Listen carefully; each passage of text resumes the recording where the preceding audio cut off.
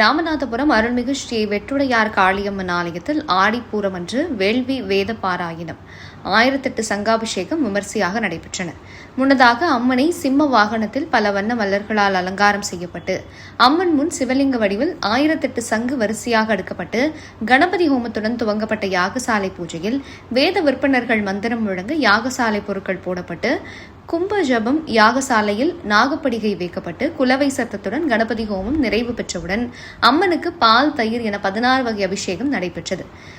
1008 சங்காபிஷேகம் நிறைவு பெற்று சிறப்பு தீபாராதனை காண்பிக்கப்பட்டு அனைவருக்கும் பிரசாதமும் வழங்கப்பட்டன.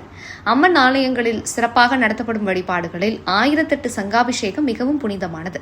சங்கு என்பது லட்சுமி தேவியின் உறைவிடம் மற்றும் மகாவிஷ்ணுவின் கரத்தில் இருக்கும் புனித பொருளாக கருதப்படுகிறது.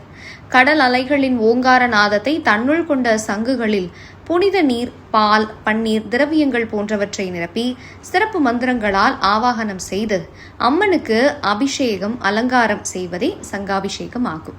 1008 என்ற எண் இந்து தர்மத்தில் மிகவும் புனிதம் வாய்ந்த எண்ணாக கருதப்படுகிறது. கோவிலின் வசந்த மண்டபம் அல்லது பிரகாரத்தில் தாமரை அல்லது ஓம் வடிவில் கோலமிட்டு அதில் பச்சரிசி பரப்பி 1008 சங்குகளையும் வரிசையாக அடுக்குவார்கள். வரிசையின் நடுவில் ஒரு பெரிய வலம்புரி சங்கு வைக்கப்படும். இது பிரதான சங்காக கருதப்படும். ஒவ்வொரு சங்கிலும் புனித நதிகள் கங்கை, யமுனை, காவிரி, மூலிகை நீர் நிரப்பப்பட்டு அதில் மாவிலை மற்றும் தர்ப்பை புல் வைக்கப்படும்.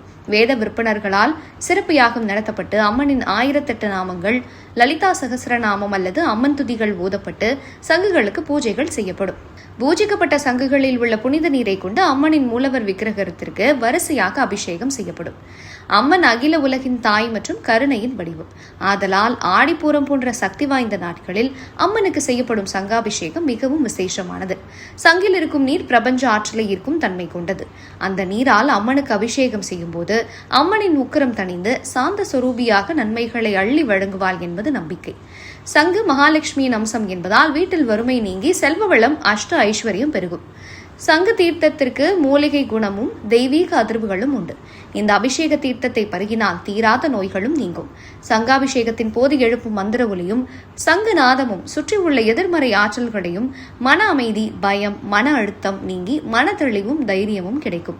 இந்த 1008 சங்காபிஷேக நிகழ்வில் கலந்து கொள்வதும் அபிஷேக தீர்த்தத்தை பிரசாதமாக பருகுவதும் கோடி புண்ணியத்தை தரும் என்று ஆகமங்கள் கூறுகின்றன. இவ்விழா ஏற்பாட்டினை விழா குழுவினர் செய்திருந்தனர்.